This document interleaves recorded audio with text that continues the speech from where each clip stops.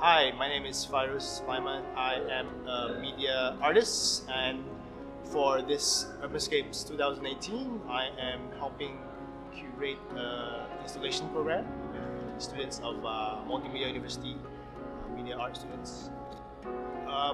Well, of course, we have a brief that was given to us by Urbanscapes. So what we try to do is try to find the works that fit that brief as much as possible. And so far we have a few works that fit that criteria.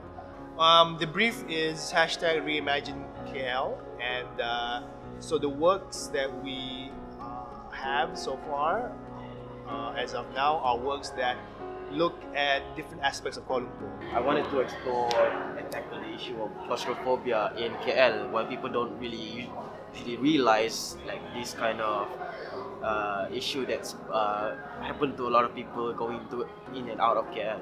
When people go in and out of KL, they just want to be in destinations.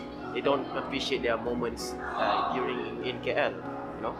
So, and I think that's kind of a waste or a precious moment that you don't enjoy your journey through in KL. And even like travelers or tourists, they enjoy it a lot more than we ourselves Malaysians do.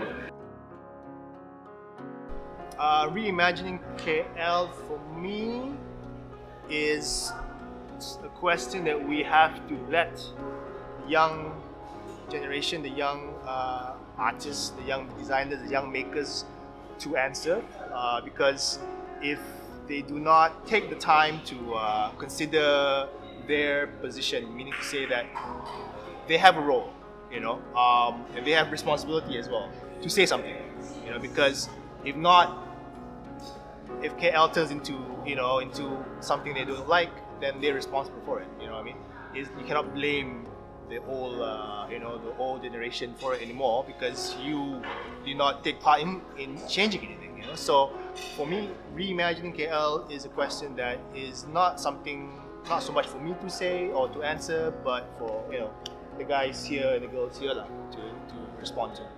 My installation revolves around the story of light pollution, where my installation imitates like when we're in the city, because if you observe or realize in the city you cannot see the stars very much because of the light pollution emitting from the buildings and roads and stuff, right?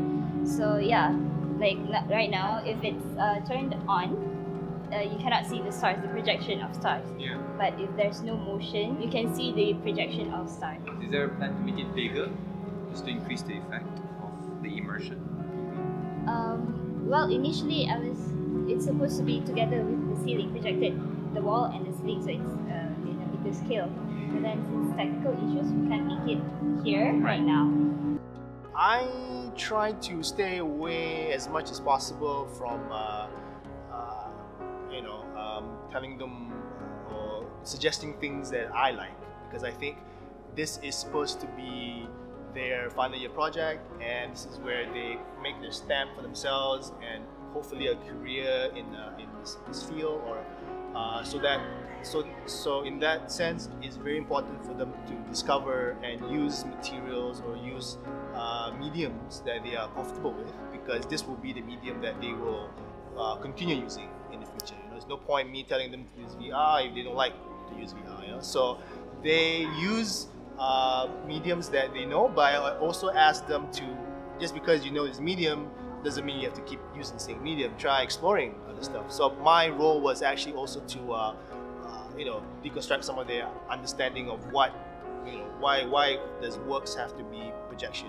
Why can't it be sound or kinetic based? You know what I mean? So these are differences between what I've done in my own practice and with them, because obviously they grew up with they learn programming, for instance. I don't know programming. So when you learn programming, obviously you have a different understanding of art, a different understanding of how to make works. So I think it's very important for them to use that to their advantage, rather than listen to an old fart like me to tell them what to do. Because I think then might as well I do the work. You know what I mean? So the point is, your advantages, your differences should come together and create something that is totally something that I have never thought of or never seen before, or I couldn't do myself.